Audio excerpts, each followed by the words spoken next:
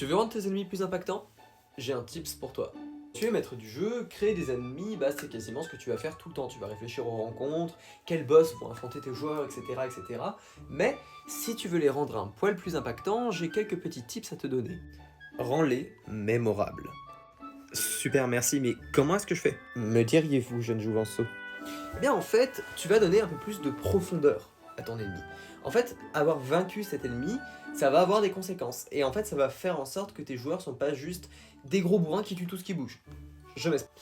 Admettons, le truc le plus basique du monde, on prend un ours-hibou. Voilà. Le boss de ta session que tu as décidé ce soir, ce sera un ours-hibou dans une caverne. Tes joueurs arrivent, ils combattent le monstre et tout. Bref, ils arrivent enfin à le tuer. Vous pourriez me dire, fin de l'histoire, c'est fini, ils empochent le pactole et tout, ils rentrent, finito pipo.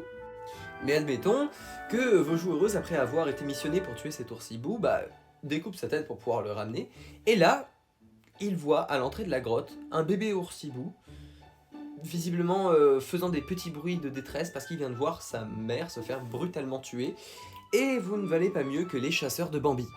Eh oui, parce que ton boss n'était pas juste un boss, c'était une mère qui, peut-être si elle chassait des humains, c'était pour nourrir sa portée. Elle avait ses raisons. Donc effectivement, j'arrive avec mes gros sabots, c'est extrapolable aux humains. Après, si t'as juste des gros bourrins qui vont voir le petit et être là en mode j'ai trouvé à manger pour ce soir !» J'ai aussi un tips. Les émotions marchent pas, fais-leur regretter autrement. En sortant de la grotte, un petit peu plus loin, en revenant vers la ville, ils tombent sur une sorte de scolopendre géant qui les attaque. Pas de bol, le seul prédateur endémique du scolopendre géant, c'est l'ours-hibou. Oh, quel dommage! Et c'est à leur tour de se faire bourriner.